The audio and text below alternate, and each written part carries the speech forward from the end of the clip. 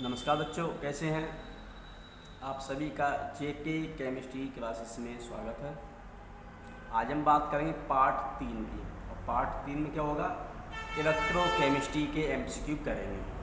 मैं इसमें लेके आऊँ 11 इलेक्ट्रोकेमिस्ट्री के एमसीक्यू जो बहुत ही ज़्यादा इंपॉर्टेंट हैं। मुझे उम्मीद है इसमें से एक क्वेश्चन आपको इस बार मिल सकता है। इससे पहले मैंने बताया था आपको ठोस अवस्था पार्ट 1 था, फिर बताया था मैंने आपको सॉल्यूशन विलयन वो पार्ट 2 था।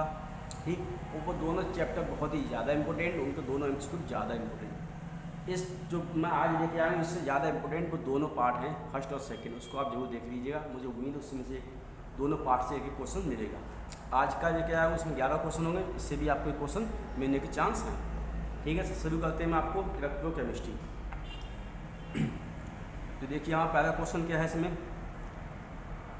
इलेक्ट्रोकेमिस्ट्री को शुरू करने से पहले एक चीज़ आप थोड़ा ध्यान रखिएगा। इस पर एक हमारा इलेक्ट्रोकेमिस्ट्री जो चैप्टर है इसमें एक सीरीज दे रखी है, इसे कहते हैं इलेक्ट्रोकेमिकल सीरीज। इलेक्ट्रोकेमिकल सीरीज को आप एक बार जरूर ध्यान से पढ़ लीजिए अच्छे से। मुझे उम्मीद क्वेश्चन पक्का 2 नंबर क्वेश्चन वहाँ से आएगा और एमसीक्यू भी वहाँ से मिल सकता है। उसमें क्या होता है कि इलेक्ट्रॉन डोनेटिंग टेंडेंसी कब घटती है, ऑक्सीडाइज टेंडेंसी कब घटती है, रिएक्टिविटी कब घटती है, या रिड्यूसिंग पावर जो होती है, वो कब घटेगी कब बढ़ेगी, कैसा क्या होगा, इसको आप देख लीजिए ठीक ध्यान से। बहुत ही ज़्यादा इंपॉर्टेंट है वो। उस सीरीज को अच्छे से याद करेंगे, उससे कई क्वेश्चन आपको मिल सकते हैं। तो शुरू करते हैं। इसमें हम आपको क्वेश्चन नंबर फर्स्ट क्या है, निम्न आयनों में सबसे प्रबल अपचायक कौन सा है। अपचायक पूछा गया है। अपचायक क्या बोलते हैं, रिड्यूसिंग पावर बोलते हैं। क्या बोलते हैं, रिड्यूसिंग पावर बोलते हैं, अपचायक बोलते हैं। तो क्या होगा, इलेक्ट्रोकेमिकल सीरीज जो होती है उसमें ऊपर से नीचे जाते हैं तो क्या होता है, जो अपचायक गुण होता है वो घटता है। अपचायक गुण क्या होगा, घटेगा। जैसे जैसे हम इलेक्ट्रोकेमिकल सीरीज में ऊपर से नीचे आते हैं तो उसमें क्या होता है, उसमें होता है अपचायक गुण होगा जो वो क्या होगा, वो घटेगा। तो घटेगा तो उसमें पूछा गया सबसे अधिक किसका होगा, सबसे प्रबल किसका होगा। तो सबसे प्रबल इनमें से चारों में से किसका होगा, आयोडीन का होगा। आयोडीन आई माइनस आयन का होगा, आई आयन का होगा। ऑप्शन ए का डी सही हो जाएगा। तो मैंने कुछ यहाँ पर नोट कर रखा है, जैसे इलेक्ट्रॉन डोनेटिंग टेंडेंसी जो होती है वो घटती है। कहाँ कब घटती है, जब ऊपर से नीचे आएंगे किसमें, इलेक्ट्रोकेमिकल सीरीज में। तो घटेगी, क्या क्या घटेगा, ऑक्सीडाइज टेंडेंसी घटेगी, रिएक्टिविटी भी घटेगी और रिड्यूसिंग पावर भी घटेगी, जिसे बोलते हैं अपचायक क्षमता, वो भी घटेगी। ये ध्यान रखेंगे। दूसरा क्वेश्चन क्या है, इसी के बेस पे अधिकतर क्वेश्चन होंगे, इसको आप ध्यान रखेंगे। दूसरा क्वेश्चन क्या है, 4 तत्व दे रखे हैं, कौन कौन से, ए बी सी तथा डी के मानक अपचयन विभव क्रमशः -2.90 प्लस 1.50 -0.74 एंड प्लस 0.34 वोल्ट हैं। इनमें सर्वाधिक प्रबल अपचायक पूछा गया है। क्या पूछा गया, अपचायक। तो अपचायक सबसे ज़्यादा किसका होगा ये आपको बताना है।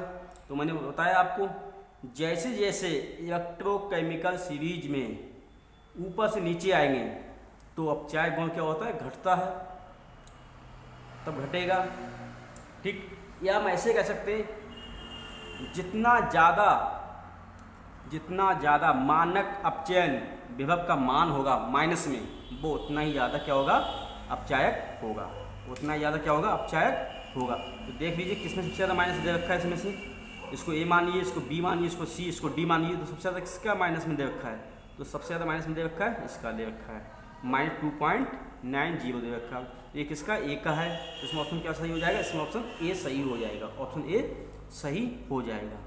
ठीक, ये सबसे ज़्यादा प्रबल होगा, जिसका जितना ज़्यादा माइनस में मान दे रखा होगा, किसका, मानक अपचयन विभव का, वो उतना ही ज़्यादा प्रबल होगा। हमें पता ही है, क्या हम जानते हैं जैसा कि इलेक्ट्रोकेमिकल सीरीज में ऊपर से नीचे आते हैं तो अपचायक गुण क्या होता है, घटता है। अपचायक गुण घटता है। अगला क्वेश्चन देखते हैं नंबर 3 पे, निम्न में से कौन सी धातुएं अम्ल से हाइड्रोजन विस्थापित नहीं करती हैं। हाइड्रोजन को विस्थापित नहीं करती। ये भी इसी के आधार पर होगा क्वेश्चन। जैसे जैसे हम ऊपर से नीचे आते हैं इलेक्ट्रोकेमिकल सीरीज में, तो क्या होता है, हमारी जो रिएक्टिविटी होगी वो क्या होगी, घटती है। ऊपर से नीचे आने पर घटती है।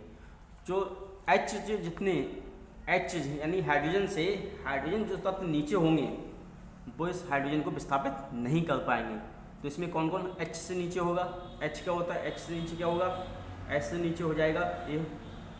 इसके मान से जितना नीचे होगा वो क्या करेंगे, वो इसको विस्थापित नहीं कर पाएंगे। तो नहीं कर पाएंगे तो क्या होगा, कौन कौन नहीं कर पाएगा, तो कॉपर होता है H से नीचे होता है, Ag भी H से नीचे होती है, और Au जो होगा H से नीचे होता है। तो ये यानी कि ऑप्शन बी सही हो जाएगा, ऑप्शन बी सही हो जाएगा। ठीक, नंबर 4 देखते हैं। A, B तथा C के मानक अपचयन विभव के मान क्रमशः 0.68B, -2.54B एंड -0.50B हैं। इनकी अपचायक क्षमता ज्ञात कीजिए। यानी अपचायक क्षमता का क्रम बताना क्या होगा।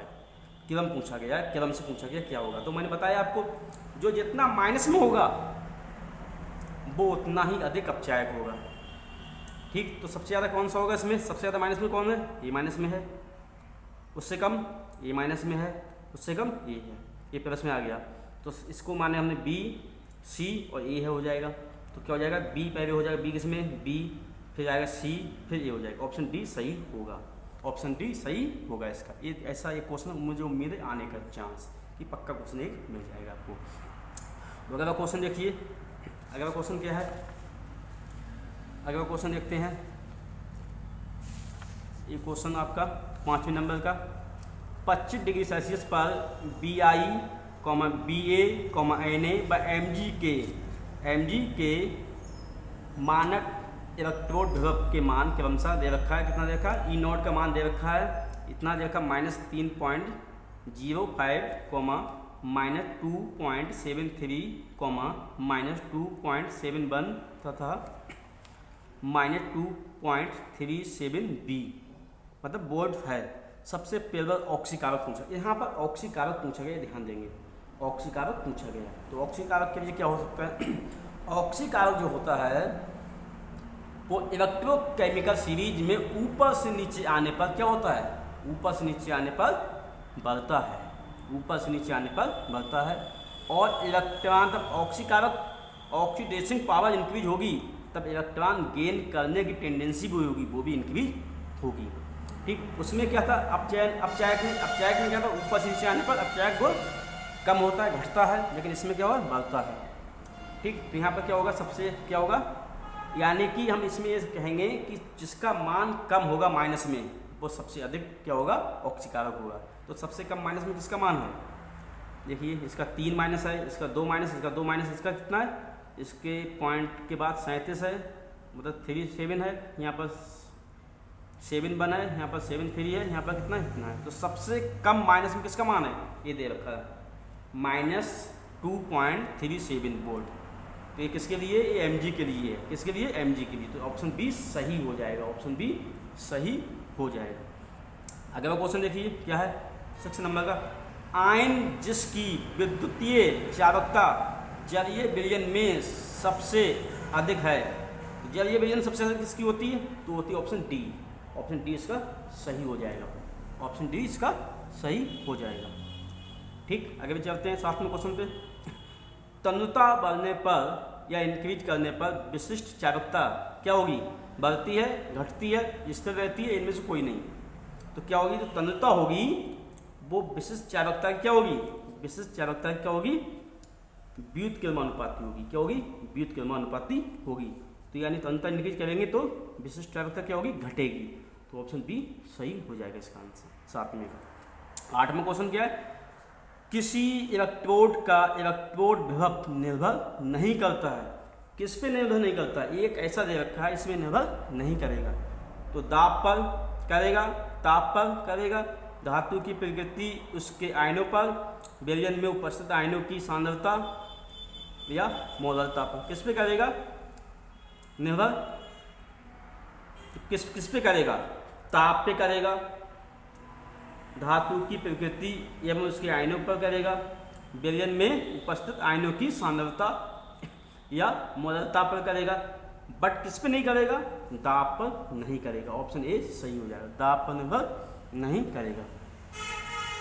इलेक्ट्रोड विभव किस पर निर्भर नहीं करेगा, दाब पर निर्भर नहीं करता है। ध्यान रखेंगे, बहुत इंपॉर्टेंट क्वेश्चन है, इसको ध्यान रखेंगे। अगला क्वेश्चन क्या है, चार धातुएं ए बी सी व डी के इलेक्ट्रोड ई नोट के मान क्रमशः दे रखे हैं। कितना दे रखा है, plus 1.5, minus 2.0, plus 0.34 and minus 0.76 बी हैं।